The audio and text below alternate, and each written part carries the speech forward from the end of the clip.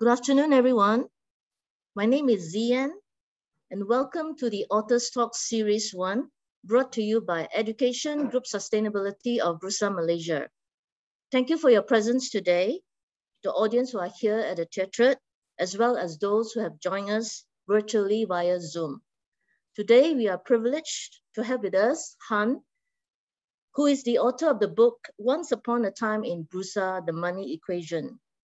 Hann has written for the Starbiz Weekly column, as well as Nanyang Xiangpao.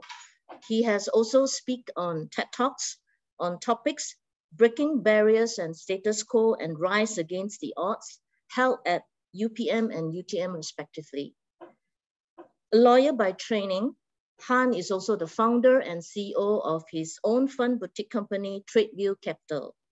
His book, Once Upon a Time in Bursa, was recently named as the winner of the Best Business Reading by MPH.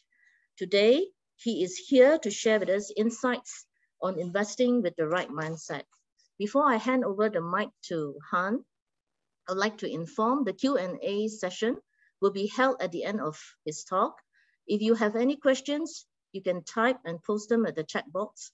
As for the live audience, you can just raise your hands and ask your questions by speaking to the mic located nearest to you. Without further ado, let's give a warm welcome to Hann. Hann, the stage is yours. Thank you very much, Ian, for your introduction. Once again, I'd like to take this opportunity to thank Bursa. It is an honor as a young kid, the stock exchange, Bursa has always been a place that I felt very magical. And for me to be able to step foot here today to speak to you all, it's somewhat like a dream come true, because I've always felt that I wanted to be a part of the capital markets and, at least in my own capacity, contribute back towards the capital markets development of Malaysia.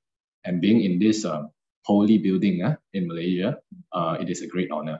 So I hope that you all will enjoy the talk, and whatever that I'm sharing today is purely from my own perspective. It may not be the right way, although the title may be a right mindset, but I think investing is a very personal journey. in that everyone have their own experience, have their own ways of doing things.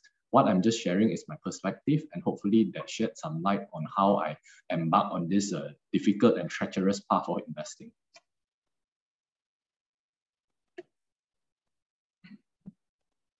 So the first thing is the money equation. When I was approached by my publisher to write a book, actually I was quite notable anonymous blogger. I've been blogging on the financial markets for many years, and close to 7 years when I was approached by a publisher. But it was under my pen name called TradeView. The reason why I had to use a pen name back then was simply because I was in the corporate sector, 5 years as a lawyer, and after that, subsequently, I was working for several companies, and I have, of course, an employment contract with them where I'm supposed to be working.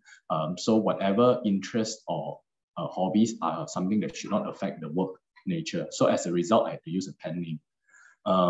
So TradeView was the pen name that I used to write. And so the question then came is what book I wanted to share. Of course, I didn't want to just write a book for the sake of writing and it ending up being a coffee table book, you know. I wanted to write something that is easy to understand, and simply I felt that everyone can relate to money. And interestingly, when I pieced it together, the money equation helps me at least succinctly put what I felt and approach the stock market in an easy and communicable way. So I will share simply that how it all began, the idea behind the equation, and the 7 principles, and the importance of understanding macroeconomics theme when you invest, and finally making an investment decision. So how it all began, ironically, it's books. So I know the Bursa Knowledge Center, which is when I first visited, I didn't know the archive and collection was so huge. And I'm very surprised by the number of books that some may not even be available in bookstores today, could be found in the Knowledge Center. So similarly for me, my journey started from books. I think that is probably one of the best gifts a parent can give to a child. A toy, after you play with it, you forget about it. You get replaced with another toy. But books, it sticks with you. So these 2 books particularly was something that stuck with me. When you give to a boy at his formative age at 13, 14, it sort of shaped the idea and the path of interest as he moved along. And at 13 years old, I sort of already knew what I wanted to do in life. When everyone is just still playing, I sort of know that I'm interested in business and I wanted to become a business owner. So one book was Jeffrey Archer's Cain and Abel. Another book is Jeffrey Archer's series to it, The Prodigal Daughter. So Cain and Abel was a best-selling book, and then subsequently The Prodigal Daughter. It basically is a fictional story that talks about 2 persons who comes from a very different background. One from very poor, war-torn background versus someone who's born into money and privilege, and how they built their business from ground up and become very successful in their own manner. And The Prodigal Daughter is about the first women president of the United States. This was back in the 1990s when the book was published. So how did my investment journey actually begin? I graduated from the London School of Economics and Political Science, but my major was in the law degree. So of course, why did I take up law was simply because a traditional Chinese family, the parents says that you should be a professional. And my maths isn't particularly good. I cannot draw. I'm scared of blood. So naturally, it ruled out a lot of profession. Then I realized I just enjoy talking. Conversing, I would say. So then I just took up law. But when I entered the university, London School of Economics being the hub right in the center of Europe as financial hub, it became, it totally immersed myself in the whole financial capital markets and how it operates, the people around it. And interestingly, when I entered, it was during the global financial crisis at Lehman Brothers. And that was when I realized that, hey, I probably took up the wrong course. You know, I wanted to become a lawyer at that point in time, but I realized that my bigger passion was in the financial and capital markets. Nonetheless, I went on, I graduated, and started off a career in Singapore in corporate and litigation law. But so what you see the picture there was actually the typical MRT that I took from Tampines to Tanjung Pagar every single day. And at that point in time, it's not like today when you go on the LRT, MRT, everyone's using a smartphone, right? So I remember Apple iPhone, one of the first or second generation was only launched then. And I had 2 magazines in my back. One was the Forbes magazine, another was a Fortune magazine. So it was this Forbes Asia magazine that really kept me company throughout my long commute to work. And there was one company in particular called QL Resources that actually became my very first investment. Now, succinctly, I'll share with you all this story is that I wanted to learn about business, but where can I learn? I didn't come from a family of businessmen or entrepreneurs. I do not have relatives who are very successful businessmen where I can go and teach me about business. So I felt the biggest resource for me to learn is basically the stock market. And Bursa, being a stock exchange, regulates that all listed companies will need to disclose company information, financial records, business information every year in the annual reports and the quarterly reports. So it became like my resource to the world of business, thanks to the regulators. And there was this company called QL. QL, for those who are familiar with them, they started off being a surimi producer and they export to Japan and all the other parts of the world. Surimi is basically fish meat where they make it into like fish ball, etc. So it was started by brothers who came from poverty, and together they started doing what they were actually in their fishing village. That's where they started. And then they ventured into poultry, eggs, chickens and all. But the more familiar business that maybe you all know that QL is involved today is Family Mart. So subsequently, they ventured into Family Mart. Now, why is this QL so significant to me? Because when you do not know how to invest, where do you start? That is the biggest problem for people who wants to invest in the stock market, afraid of it, but not wanting to take the first step, but afraid. So for me, it was very simple. I read the story, I like it. I had about a few thousand Sing dollars saved up, which is not doing anything because the fixed deposit rate in Singapore is very low. I just took it, opened an account and bought QL. And I didn't know anything at the point. I didn't know whether I was buying cheap, buying expensive, will I make money? But one reason made me buy was because of the story of the company. There was a line, something along this line where the interviewer in Forbes asked the QL founders, you all came from hardship. Why did you name your company QL? He said QL in Chinese means unity. So everyone wins. So he said, my elder siblings, they couldn't afford going to school, but they worked so that we younger brothers could have the opportunity for an education. Now, today I'm a successful listed owner company. All my brothers, my siblings will get a share in my company. That was what captivated me. I felt that when you come from poverty and you make it, yet you're able to be united, that is a company that I wanted to be a part of. So I felt that the only way I can be part of QL is to buy small amounts of stocks. And this stock became one of the most successful investments until today. Why I say that is because I didn't know much.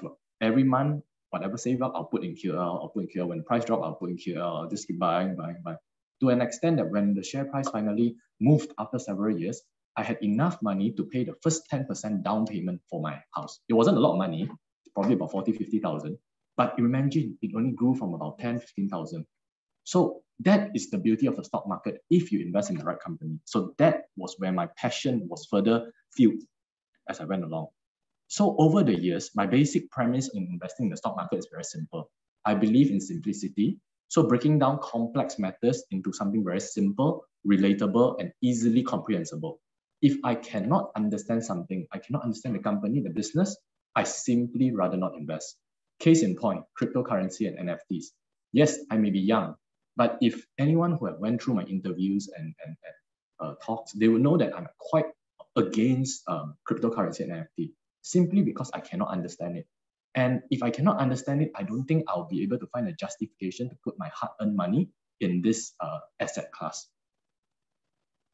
So over the years, what I realized is that after I putting a few matrix of assessment, simple assessment methods of companies, it forms the word money.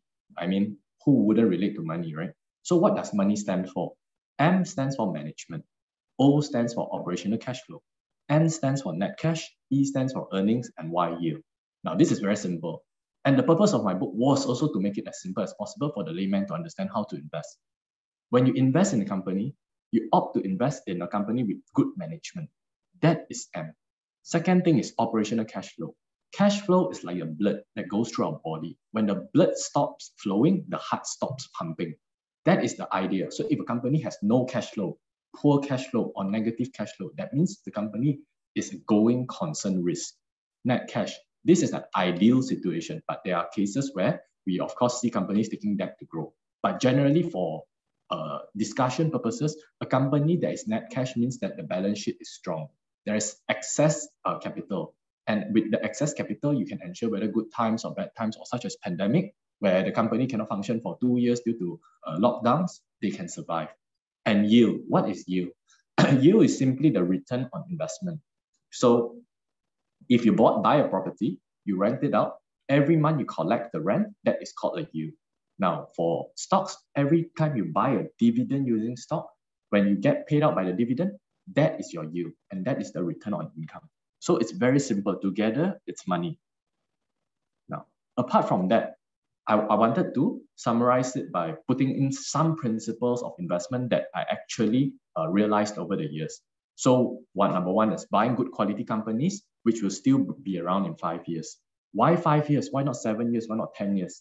Now, in the past, market cycles generally move from up, peak to trough, back to peak about 10 years. But over the years, I've realized that this period of market cycles has been shrinking from 10 to 7 to today 5. So if you can buy a very good company that can last 5 years, generally it has since peaked to trough. So it's a good enough time period for you to assess a company's viability. Now, second is small is beautiful, especially in a time of crisis. The bigger the company is, the more overhead. And the more overhead means that you have more fixed cost. So pandemic made me realize something very simple. The countries that are smaller generally manage COVID pandemic better. Similarly, in a company, if you are small, not too small, but you got a healthy balance sheet, you can navigate the pandemic or crisis slightly better.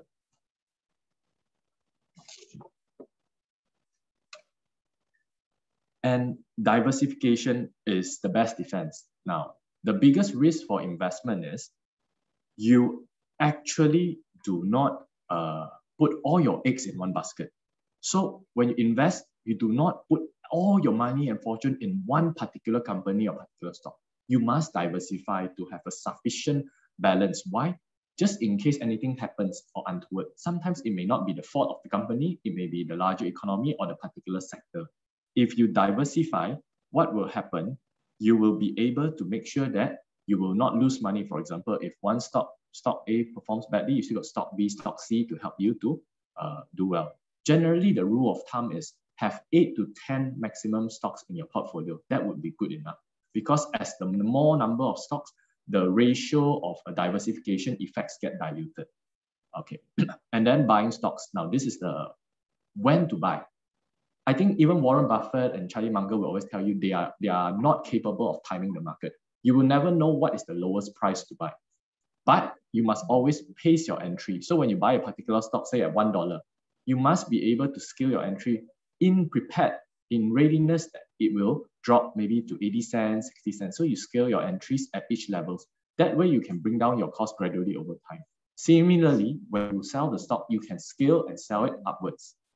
Now, number 5, I think it's something that I hope today, whoever are in the audience, to focus more on simply is to be cynical, skeptical, and always avoid tips. The most common thing during a Hari Raya or a Chinese New Year or Deepavali celebration is that, hey, my friend is a who at this company. I heard that they will do very well next quarter. Can buy the stock. I think everyone has a relative or friend who has said something along this line. Number 1 rule is always be cynical. Be cynical means that listen and then ask, are you sure? How? Why? And then you ask the question. Then you remain skeptical. And then ultimately, if I would try to avoid tips at all costs. Is the screen all right for the Zoom? Yeah. Okay. Can everyone see me at the Zoom? Yes. Just to make sure. Is it okay? Okay. Sorry, guys. Doing a live hybrid as well as what I have to navigate both. Okay. I'll continue. Now, number 6 principle is you fear what you don't know. It's normal human nature. If today we put you in a dark room and you do not know what is going on, naturally you'll be afraid. But I feel that fear in itself is very, very powerful emotion. In fact, it is fear that also protects us. In the past, Cavemen do not dare to venture out of the cave because they do not know which animal will come and hunt them. Similarly, in the stock market, I don't think it is bad to be afraid. If you are fearful, you are naturally prudent. The biggest problem is that a lot of people are fearless when it comes to the stock market. They're not scared. Okay, so I feel that it's okay to embrace fear and use that as your cautionary tale or advice to move forward.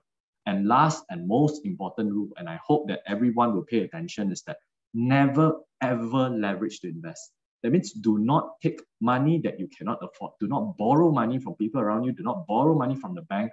Do not use margin facilities to invest, because it's like digging a hole. Before you even make money, you are already subjected to paying interest to the banks and the bank loans or the credit cards or whatever that you use to borrow. That means before you even start making money, you're already -5 or 4%. That is the biggest problem. And then you have to overcome that mindset to say that, hey, I have to pay this interest at the end of the month. I must quickly make a 4 or 5% return. And what will happen? You dig a deeper hole. Now, what if you lose money? If you lose money, at most, you just lose whatever money that you invested in the stock market. But if you lose money that you invest in and then you borrow some more, you lose the money that you invested, you lose the money that you borrowed from the bank. So that is a very, very risky thing. So there is this public case. The most famous bankruptcy, the richest bankrupt person in Malaysia was the son of a large conglomerate, a tycoon, the eldest son of a tycoon in Malaysia. He's bankrupt to the tune of 200 million. So the question is, he's so rich, right? His family is so rich. How can he go bankrupt 200 million? Because he borrowed. When he borrowed from the banks, people know who his father is. So I loan you, no problem.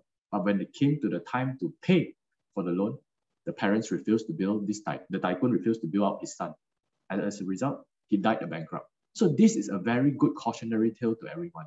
If a tycoon's son, which has unlimited access to financial power and the power of leverage, can have such fate, what more retail investors? So I feel this is something that I would like to emphasize one more time. I'm just sharing some charts that I've derived from the Bloomberg. As you can see from 1987, if you bought public bank, what it would be today. This is the power of long-term investing. So this is just an example. I will share a few more companies. I'm not promoting any stocks here at any point in time. I just want to make it clear. But I want to use a historical data to explain to you that investing in the stock market, you will do well as a common people if you build long-term wealth, if your goal is over generations. Now, I will be first to admit to you all, as a young person who started investing, I also wanted to make quick money. But what made me change? Of course, I lost money and I realized that it can't be right. Trading in, trading out, trading in, trading out every day, and I have to work and I have to monitor the stock market. It just doesn't work.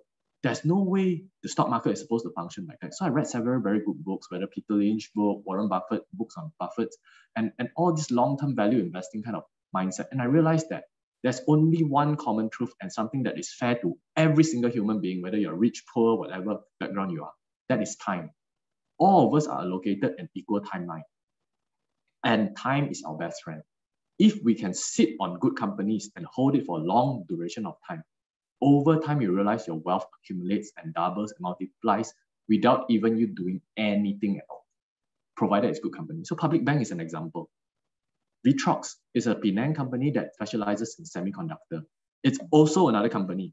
Shorter time frame from 2006 when it was listed to what it is today, 7x, close to 8x. That means if you put $1, it's worth $8 today. Now, if you put 10,000, it's worth 80,000 today. And how long was it? It took how many years? 16 years. So this is an example. And that is why I say retail investors or common people can invest in the stock market and can do well. Do not always think that the stock market is rigged against you. I feel that people who think like that is because they have very bad experience, and I do not blame them for it. But naturally, there are examples of opportunities in the market, but they are usually proven over a long duration of time, not a short period of time. This is a Hong Leong Financial Group's chart from 1987. It also went up to what it is you can see today, less about $1 to about 19, of course, including some corporate exercise, etc. That is 19x, 19 times. So if you put $1, it's worth $19 today. And naturally, you beat the inflation. Harta Lega is another company, which is a very prominent glove company. In 2008, it was worth how much? How much is it worth today? 5x, it went up.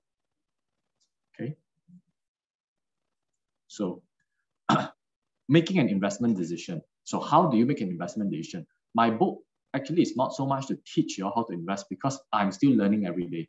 And I make a lot of mistakes. Until today, I still make mistakes. But the book serves as a simple guide where the equation helps you get started. You just use the money equation and you think, what are the matrix to look at? Simple. I do not come from a financial background. I do not have a degree in, or I do not have a degree in finance. I'm not a CFA charter holder. I'm neither an accountant. I'm a lawyer, and lawyer is known to basically be poor at maths, But if I can look at a simple matrix to understand, I think anyone on the street can do it. That is how I look at it. So financial matrix is important because it helps the analysis of data. And if you find it too complex, look at simple things like cash flow, profit, yield. These are very simple numbers that are there, okay? And the story of the company, to me, always provides the backbone. I think everyone here likes a story, right? You all watch movies, you watch K-drama. It's all about the story. So find a company that the story you can relate to. For me, QL related to. And then another example is look for a company where you like the founders of the company, the management of the company. You feel that, oh, if ever I want to work for this company, I hope that, my boss is someone like him. That may be a company that you want to invest in, So another important thing is do your homework, groundwork, channel checks. So for example, you probably work in the oil and gas industry. You have friends in the banking industry. You can always, before you buy, ask them, how is the sector doing? How is it performing? Instead of asking for tips, what can I buy? What did you hear? Instead of that, ask them, how is your sales going? What is the numbers looking like? Do you think you get a good bonus this year? Then you roughly know how the sector is performing. Now, another thing is psychological health. Now, I'm by far from a psychologist, but there is something that I'll always do when I invest. When I invest in a company, I must make sure I feel at ease. That means I don't invest in a company that I feel very worried, panic, have to check the stock price all the time. Because we are too busy. We have work, we have daily life, we have children to take care of, we have family, So invest in a company that you will naturally feel comfortable, and then you can sleep very well at night. And if you can sleep well at night, generally your investment will do well. Okay. So today I have a little bit more time. So I will just share a little bit more, a bit of bonus content and talk about some companies that have very good stories and also have some good examples or lessons to learn. So like I said, everyone loves a good story, but make sure you decipher or dissect whether is it a fairy tale or is it a true story or is it simply comedy. The worst part is you want to invest in companies where the story is actually not true. So Alibaba was a very long time performing stock. In fact, I was quite familiar with Alibaba simply because of the founder was a prolific speaker. He goes on speaking circuits all the time. So if you search Jack Ma, you see all kinds of YouTubes on him. And indeed, over the years, he did very well. And Alibaba really grew. I remember one thing he said, e-commerce is a dessert in US. But in China, e-commerce is a main course because the infrastructure is so underdeveloped at the time compared to US. So they needed to rely on e-commerce to get goods transacted. As a result, he did very well and at one point became the richest man. Now, what is the problem with Alibaba's story then? Doing so well, and why did the share price drop so much in the past 1-2 years? The backbone of the story is related to the Chinese regulatory environment, the Chinese government. And of course, the business nature of Alibaba has expanded so much that it went beyond their e-commerce core business. They went into financing, providing loans, micro loans and all.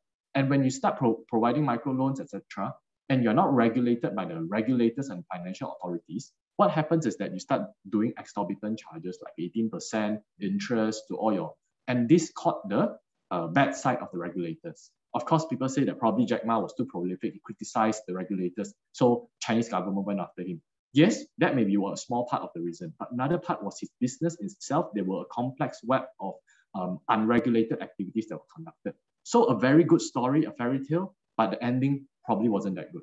Now today, if people ask me whether can you still buy Alibaba, I said it all depends on how they turn around the company and whether they stick back to their core value and philosophy on how they started the company years ago.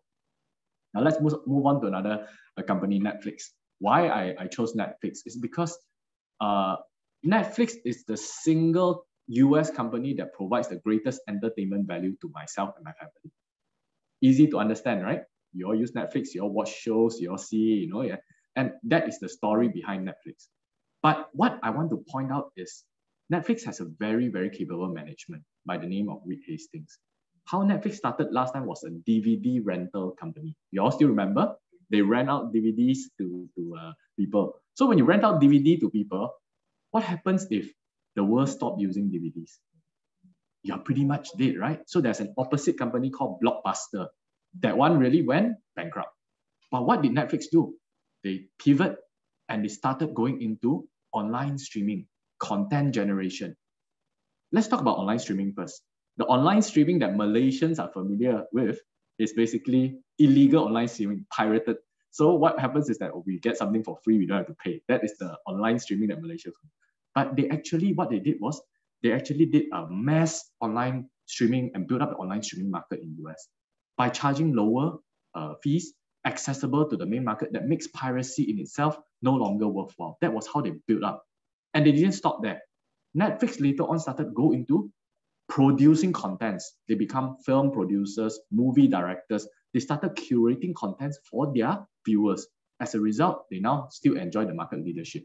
So Disney, Paramount, HBO started to see, oh, this is a big pie. They're taking over cable television. Nobody needs Astro anymore. Sorry, I'm not saying that Astro is not good, but Astro today is working with Netflix. You see? So what I'm saying is that the market will always evolve. So why I like Netflix, apart from it's easily relatable, something that I use, I like the management ability to navigate and pivot.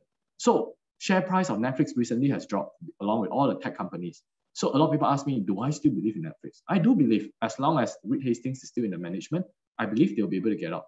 Now, as an investor, what do I do? Now, this would become a good opportunity you buy when people are worried. You know, you buy and then you keep for a long term. But that is provided you believe in the business model of streaming, you believe in the business model of content generation. Okay. Now, MFCB is another company in Malaysia that over the past 8 to 10 years did very well. A lot of people may not have heard of this company because the owner is very low profile. So Mega First Corporation Berhad actually develops a dam, built up a dam in to do power generation, hydro dam in Laos, and they sell it back to the concession to the government of Laos, which then distributes power to Vietnam, Cambodia, and Laos. Why is this something very important, and why is it something that I worthwhile to highlight? Because this company, unlike most companies you see in the stock market, whenever they have a new project, what do? They announce. Then they tell, I want to raise funds from shareholders. They do rights issue, they do placements, and then you start seeing the share price go down. And then after that, the project does not come into fruition. It never happens, or the project fails. Then shareholders lost money. So MFCB is a contrary. They had a project in Laos, which is a very big project. Instead of raising a lot of money from shareholders, they did very limited placement exercises, very limited rights issue. They used internally generated funds as well as borrowings to build up their company's base. Then after that, they did well and they completed the project. And now this company has secured a 25 years concession of power generation. And with that, what happens? They have 25 years of net positive to the tune of 300 million in operations cash flow from this project alone. That means imagine 300 million every year just coming in from one particular dam. They have, of course, other projects, and now with the money, they venture to other businesses. So what I'm trying to share of all these three stories have one thing in common, is the management. Whenever you look at a company, if you really do not know where to invest, how to invest, ask yourself this question: do you like the founder, the CEO, or the people running the company? If you do, and you believe in them, then it makes your decision to invest very easy. So you see the share price of Alibaba has performed quite badly.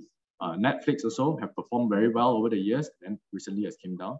And MFCB, if you look at the price from 2007 until today, from 50 cents at its point before bonus, after bonus. Okay. At this moment in time, I think I'm on track.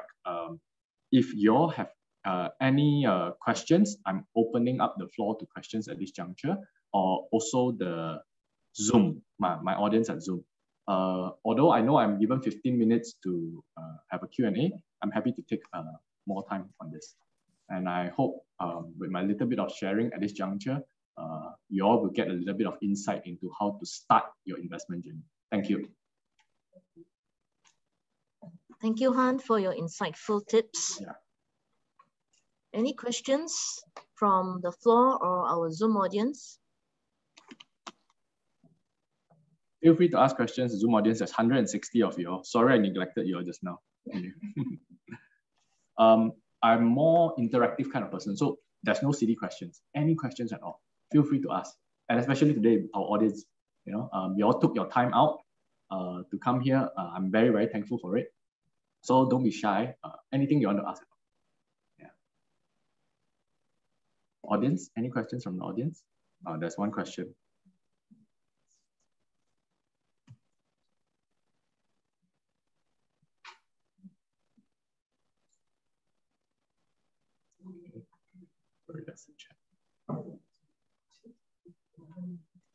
Okay, we have one question, Hann.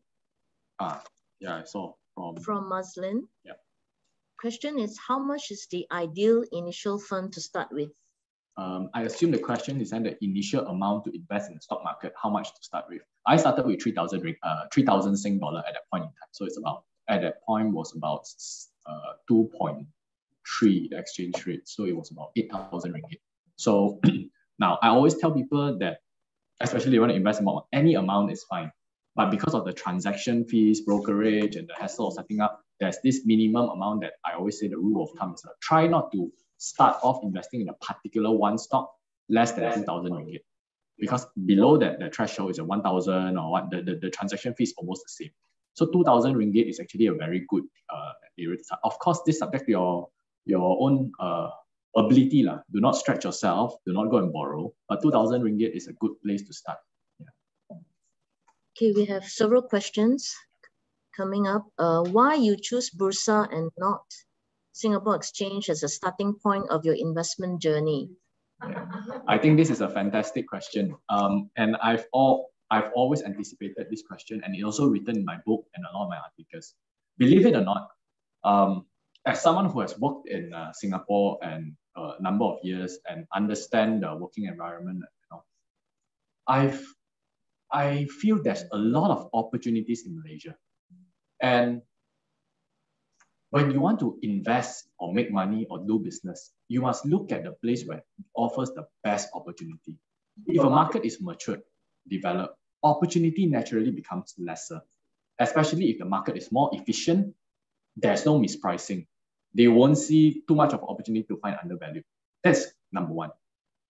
Second thing is familiarity. As a Malaysian, there's no place that I'm more familiar than the place that I'm born. My country, my own stock exchange. The companies are something that I can easily drive 10 to 15 minutes, and then later on I can say, oh, this is the listed company there. I can relate, I can see. But for a company, say listed in Singapore, I have to probably go to Singapore and start seeing whether how is their point, assuming they're in the retail sector or something that is, if they have business overseas, which is even harder for me to comprehend. So being familiar and being local is the greatest advantage we can have over anyone. Just like if I tell you today, a tourist comes, you bring them around. Aren't you very familiar with Malaysia? Versus if you are in Singapore. So that's two. Number three, and this is of course a more personal side of me, which I'm very happy to share today. I actually love our country a lot. And I consider myself to an extent a patriotic Malaysian. I believe in the potential of Malaysia very much. And despite some negativity that we see sometimes in the news, I think Malaysia has a great potential to become a very, very good country. We are blessed. We have good resources. We have diversity. And the greatest strength of Malaysian is the people. And because of that, I believe there is always a future and potential for growth for the Malaysia economy. And that is why I also named my book Once Upon a Time in Bursa. It is something that I felt that if ever I want to tell a story, it must be something that I feel passionate about and I feel comfortable enough. And I felt this story makes sense. And that's why the book was Once Upon a Time, and that's why I started it. Okay, Hann, the next question is, what's the reason you are not investing in crypto? I mentioned, I think in the second slide, because I only invest in things that I understand. I do not understand cryptocurrencies valuation, how they derive the value. I do not understand how it functions. I do not understand how it contributes towards society. So if I do not understand few of this, it makes it prudent and wiser for me to stay away rather than to incur losses and not wondering where I've gone wrong. Now, if I invest in the stock market and for some reason I lose money, at least I can look back and reflect where my mistakes are. But if I invest in cryptocurrency, even if I make money, I do not know why I make money. If I lose money, I also do not know why I lose money. Now that to me is basically going around navigating in total darkness. Yeah. Okay, the next question, what would you consider before cutting loss? Very good question. This is the biggest problem with investors. When they're starting to lose money, they do not know when to call it a day. Now, for beginners, I always recommend a 10 to 15% as the absolute limit for beginners. Now, for a long-term investor who have some level of experience, I believe that you should consider your time horizon. How long and why? Go back to the question of why you invest in this company. Now, if I invest in a company, say for my daughter, I believe my duration is probably 10, 20 years. You see? Now, if I invest in this company, it's just for a short-term trade, say 6 to 12 months. If it starts going against my initial confidence level, then I will cut. But more importantly, there's another thing as a fundamentalist investor, is that as long as the company, there's no structural change or fundamental change to the company, the share price can be irrational, but it's okay to hold. So cut loss only if something fundamentally and structurally has changed. Yeah. What kind of investment portfolio would you recommend to someone just starting out their investment journey? Okay. I would recommend you to start off building a 8 to 10 stock portfolio. Recommend you to consider companies that are across different sectors. Recommend you to consider companies with certain amount of dividend yield as a beginner. So at least you start off, you test with all these more stable companies with good track record.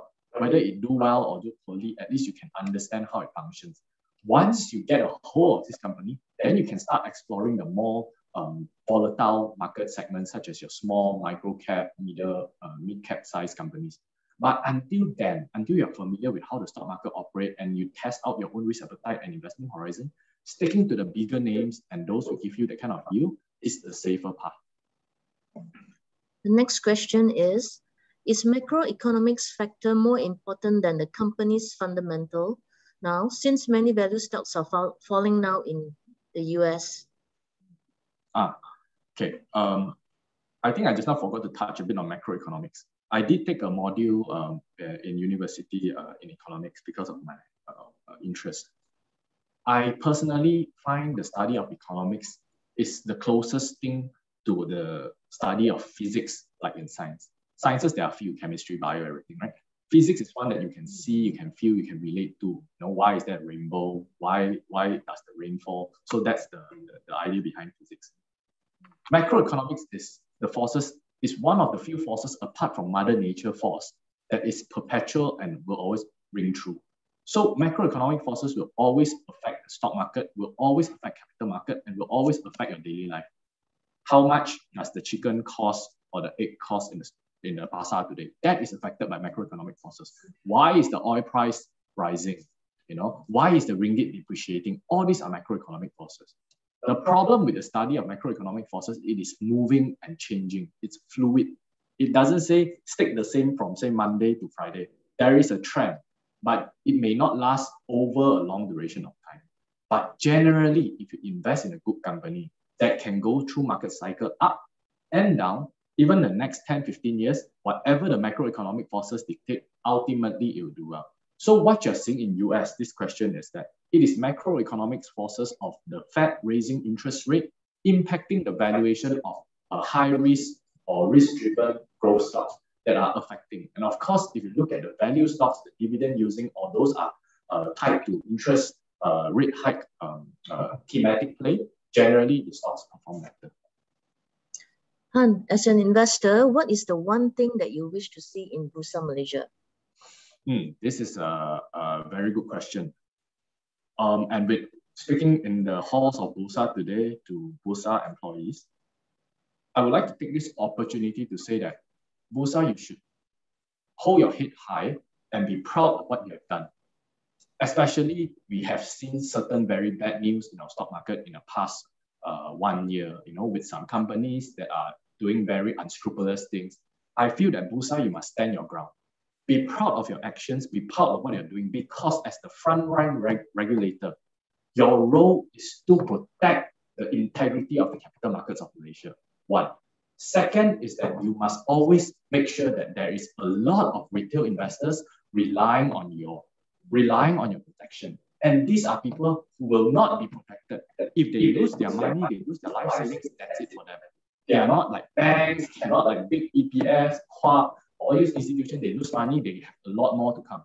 The common people needs the protection of regulators. So I hope that Bursa will not bow down to pressures and make sure that whatever they do, as long as their conscience is clear in terms of protecting the people, the investors, keep it up. And I think Bursa has done a good job pursuing cases against fraudulent companies and companies that are not complying with regulatory requirements.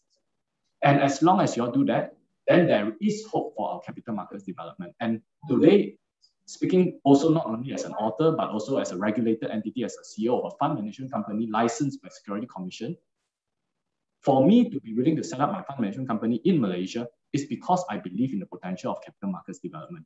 So, contrary to what people say, sometimes they say, oh, US is better, Europe is better, Japan is better. Actually, shady and dodgy elements exist in all stock markets. Okay, I personally feel that Bursa has done a good job over the years. They have proven and have done well, and we have actually very good quality companies. As you can see, I shared a few. These companies will not be able to go up 10x, 15x, 20x if we do not have a very good stock market with proper regulation in place. So I'm saying this not only because I'm in your halls today, but I've always felt that way. It's reflected in my book, and it's also reflected in my title. So if I want to see the one wish that I see in Bursa Malaysia is that the regulators continue to be firm with their actions, take necessary action against unscrupulous, and do not bow down to pressure. Okay, next question. Yeah. What's your opinion on the glove stock? Wow, is that this question? You didn't see it. Okay. I prefer not to answer specific sector alone, but if you ask me my personal view on a glove sector, I believe it is a very Malaysian champion industry. It is one of the few that we can tell people in the world that it's from Malaysia, and we have 60% of total market share. The company founders of a lot of glove companies in Malaysia are mostly rags to riches. They come from very poor background. They became an industrialist all their life, walking the plant and toiling for 20 to 30 years. They have done done Malaysian proud in supplying gloves in the fight of pandemic. And I think as Malaysians, we should take pride in Malaysian champions like that. And there are not many industries that we can proudly say that, wow, we're the market leader of the world. So if you ask me a long-term view, I still believe that Malaysia will remain dominant and will maintain market leadership position, even more than China, Vietnam, Indonesia, and other countries that have even Thailand for that matter. And if you are looking for long-term, there's no problem. But if you're looking for short-term market sentiment will always affect short-term price movements. I hope that answered the question. Yeah. Okay, we have one comment from Abdul Wahid. He mentioned thanks, Hann, for sharing your insights. Spot on Malaysia, your opinion on Bursa. How do you decide when to switch to another stock? Any particular tool you use? Switch to another stock. That means if I own one stock, I buy another stock, I assume. Okay. If you have 8 to 10 stocks and you max out your portfolio, try not to add too many. Now, if you have a particular stock that you like, and for some reason you felt there's another company that is better, it will give you better returns. Then you ask yourself, within your 8 to 10 stocks in the portfolio, which one is the one that gives you the least return after a particular time, and which one you feel less convicted. If you feel that particular stock, you are not so, you don't believe as much in the stock, then you can use that opportunity to sell it and switch to another stock. But do not keep switching. Because the problem with beginners is that after they cannot make money from a particular stock in 3 months, they switch. And you realize that in the end, the transaction fee and then the cost of brokerage that you pay, all is even more than whatever profits that you have derived from the initial investment if you were to stay on. So switching is something that you have to think very carefully. Think of it just like property. If you invest in a property, you're okay to hold it for 3 to 5 years and all. Will you keep switching property? You wouldn't, because it's difficult to change, right? You gotta get lawyers, you gotta get banks, and then you gotta go through the whole process. But stocks is easy. You just buy, you just sell. It's like in the market. So it makes it quite simple for you to switch. That becomes the problem for retail investors. Okay. Next question is, what's your view investing in unit trust versus directly in stock market? Okay, this is a very good question. The unit trust industry in Malaysia is quite matured. And if I'm not mistaken, there are a huge number of money for passive investors are parked in unit trust. Personally, how I feel is unit trust serve a particular purpose. The purpose is to cater to people who are not savvy in terms of investing and lazy to invest. It's not a bad thing. If you are not willing to spend time to do homework or you're too busy with your work, let the professional fund managers manage for you. It is their role and their job. Of course, you pay them a certain fee. There's the expenses there. But it's always good to let the professional take care of certain things. Of course, I always liken this to the gardener.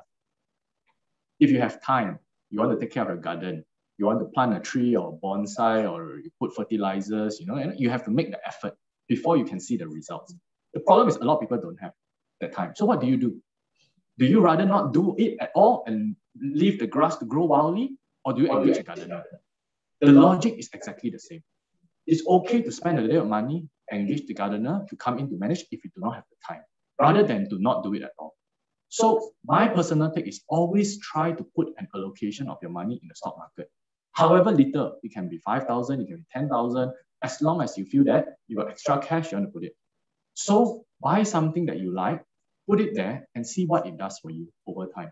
And if you cannot do it for whatever reason, whether compliance reason, because you're working in a regulatory body, it's troublesome to go tell the compliance department that I'm buying this stock or that stock, then you engage your unit trust, put your money there, let them do it. And there's one particular unit trust that I would like to highlight to investors is that there's the PRS scheme. If you invest in unit trust that is tied to the PRS savings, what you can do is actually get tax deduction from the government. So for that one, you every year just need to pay 3,000 and you get tax rebate. So that is something that I feel is quite good, and that is a way to manage not only your finances in terms of long-term investment, but you also get tax breaks from the government. So that is the way of government encouraging people to put money in unit trust. So my personal unit trust investment, to be frank with you, 90% of my investment, I do it myself. A small percentage I put in this PRS unit trust just to enjoy the tax benefits from the government. Okay, Hann, before I go to the next question, I would like to acknowledge that our chairman, Tan Sri Abdul Wahid, actually attended the talk, and the earlier comment was from him, Abdul Wahid. So apologize, Tan Sri. Yeah, I didn't know that. Okay. Tan Sri, good to see you listening to my talk. I hope I said everything all right. Okay. Okay. We have a question on your book. There is a question from Ming Soon asking, will there be a second edition of your book? And could you include a chapter like how to read financial statement for laymen? Okay. My publisher wants me to publish another book because, to my surprise, it did very well. It was the bestseller in 2021 in a business book. I always joke lah. Thankfully, Tun Mahathir and Tan Sri Nazir Razak's book wasn't in the same category as me. If they were in the same category as me as a business reading, I don't think I would win. So I have to thank the bookstore also for segregating them to general reading. Now, jokes aside, I think I'm at a stage of my life where I had the opportunity to write a book simply based on the past 10 years. But I feel that the next book probably will only come 10 years later or 15 years later, simply because when you want to write something, you do not want to write for the sake of some writing. You want to write based on experiences that you accumulate. So I feel that there are market cycles, there are journeys in life that I have to still embark on. An example would be, before this, I was working for people. Today, I own my own fund management company and I'm running my own company. Who knows, 10 years later, I will write a book about how I invest my clients' money. and share the stories of building up a fund management practice, a company practice in Malaysia. So long story short is, I will take note of what you have hoped that I would include, but there are many good authors in Malaysia, apart from myself. And I hope to use this opportunity to also shine light on other authors. Because being a local author myself, it is very difficult, very, very, very difficult, because you do not make money from writing a book. This is number one. So contrary to popular belief, New York Times bestseller, J.K. Rowling, all these are exceptional individuals. They make a lot of money, they become billionaires. I'm far, far, far, far, far from it. Local authors write with a mindset of giving back. It's an altruistic endeavor. It takes up a lot of time. I spent 3 to 4 hours every single night while my child was still young in 2020 just to complete a book for 4 months. So what I'm trying to say is that give other authors a chance, especially local authors. A lot of content that they share is very relatable, much more than foreign local authors. So when I actually won this and beat out some foreign authors, a lot of them told me, oh, thanks for doing this for Malaysian. Actually, I'm trying to say that local authors have lessons and values and viewpoints that you can actually directly relate to and learn from, compared to foreign authors. The content may not, the theories and all from the foreign authors may be quite good, but the content may not be applicable in a local context. So give other local authors a try, and there are many good books, whether in MPH, Popular, Kinokuniya. Spend some time, just try to give Buatan Malaysia a chance. Okay, what is the standard market return? What returns can I expect? From if you invest in the stock market? Yes. Okay. I thought if I'm managing your money. Okay.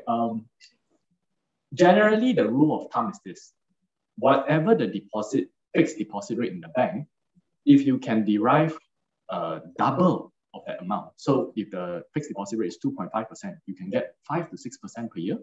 That is the rule of thumb. That is already a good investment return. So if if our Bank Negara Malaysia is going to hike the interest rate to 4%, then 8% return is good. That is the rule of thumb. Anything above is a bonus. That is a good year. You should take the extra money to go and celebrate with your family. That is what I'm trying to advocate. That's why it's not hard if you manage your expectations of returns. But if you want 100% return a year, 20% return per year, it is not easy. The greatest investor of all time, the living greatest investor of all time, is Warren Buffett. He compounds 20% per year for 6 decades. So that is why he's a legend. Now use that as a benchmark. If you can get 20% return, you are like a legend. That's what I'm saying. If someone tells you that today I put money and get 100% return, or I guarantee you can get this return, be careful. It is definitely mostly a scam. Mostly a scam. So this is the opportunity also I would like you to share. Do not get sucked into the whole idea of fast money, fast return, windfall. It really is so easy. No one in the world need to work. That is the logic. And the only possibility that you can ever get is if you strike a lottery. You see? But we know the percentage of lottery winner. Okay, there's a question here. Hi, can we watch back the recording? Yes, Sun Ching. We will be uploading this Hann's talk onto our Bursa Academy website. You can maybe log on to the video later on. The next question is, thanks for your responses, Han. How do you feel about robo-advisors like Stashaway? Okay, the questions are getting harder. Luckily, it's 1 o'clock already. Okay, I'll answer this question with my objective opinion. I hope you all take it with a pinch of salt, meaning that everyone has different viewpoints. So do not use what I say as an absolute truth. Okay, robo-advisories serve a very particular niche, meaning because of the advancement of technology, so there are these programs and algorithms that help to manage money. Because in the past 15 years, there was this talk that said active fund managers cannot beat the market. Might as well we just have robots and algorithms to manage the funds of people. Now, I do not agree that active fund management performance has been down, but I do agree that a lot of active fund managers are more like a benchmarker. The reason is not of their own fault. Sometimes it's because they are, like all of us, we got KPI when we work. The boss say, if you don't beat the benchmark by a certain percentage, you won't have bonus and increment or promotion. So it affects their objective opinion to take, say, a long-term position. If they were to take a long-term investment horizon, generally fund managers will beat the market hands down. But because of a short time frame, 6 months, 8 months, 12 months to deliver returns, so then it affects and impairs their judgment. But if you talk about robo-advisory and coming up with algorithms, the question is always, who comes up with the algorithm? It is still human. It is still the people. So whether it is StashAway or whichever robo-advisory out there, there are still people behind it. And these people that are managing it, they must also have certain qualification and capability to do well. Robo-advisories is a trend because they make it easy for you to put your deposit in and then invest. So ultimately, it all comes down to what fund you put into, which fund manager is managing, what are the algorithms that are being used to manage it. And for me personally, I prefer to manage my own money. So why? It's simply because I feel that I have more trust in my own ability to navigate it. And of course, similarly, I don't have that kind of worry that if someone or something goes untoward, I will lose that investment. If I lose it, might as well be me. That is just my personal view. Yeah. What's the fund requirement to engage your company for investment? I think this is not the right platform to do this. I think we can have a different conversation on a different occasion. But generally, whatever information on my own fund management company is on the website, and my contact will be shared slightly later. But that will be a topic for another day. Yeah. Mr. Han, do you mind sharing your performance return for us to have a realistic expectation? Yeah, I would recommend you to have a look at my book. There is a page in it, I forgot which chapter already, that states my past 5 years performance. Yeah, actually, I'm using the opportunity to promote my book. Yeah. Okay, we have one last question here. Yeah. How often shall we check our portfolio value for us who are so busy? Your advice, please. Okay. This is based on what Warren Buffett say, not I say. Warren Buffett say if you invest in a company and the stock market closed for the next 5 years and you have no problem with that, then that is a good company to invest in. So if you invest in a good company, if you don't check it for 5 years, it's okay. The only problem is you listen to tips and they tell you next month it's going to go up. Then every day you're looking at it. That becomes a problem. And ultimately, it is somewhat akin to gambling, right? So what I'm trying to say, I'm not saying that don't check your portfolio 5 years. I cannot do that. Yeah. You of course must know how your stock is performing. That is a responsibility that you owe it to yourself for putting money in the stock market. But try to avoid checking it all the time such that it impacts your daily life. Investing is supposed to be fun. When it starts becoming a chore, you won't enjoy it and your performance won't be good. I personally, when I invest, I always think this will be for my children's education fund. This will be for my, maybe when I'm a bit older, I do not have the capability to work anymore, I have something there. And every year I just enjoy the dividends that I collect or whatnot. Of course, sometimes I take certain shorter term positions for a variety of reasons. But generally, it's always for a longer game. And this hit me even more when I had my first child. And I realized that totally changed my perspective in terms of the duration. Last time I felt 1-2 years is a long time. Now I can put money for 20 years and it's fine. Yeah, because that's how long it takes for my children to grow up.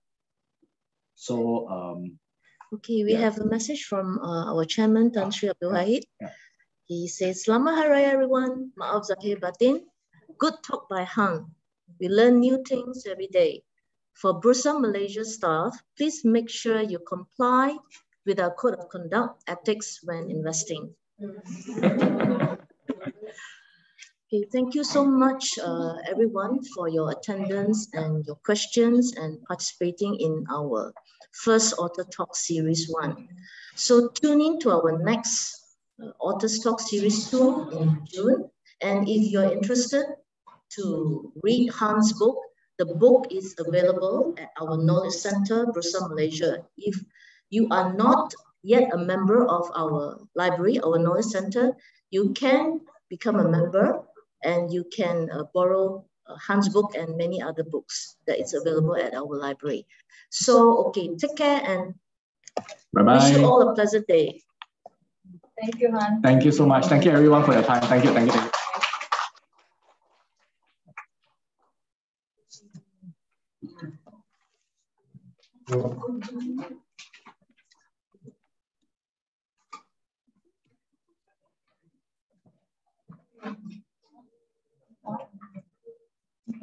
you.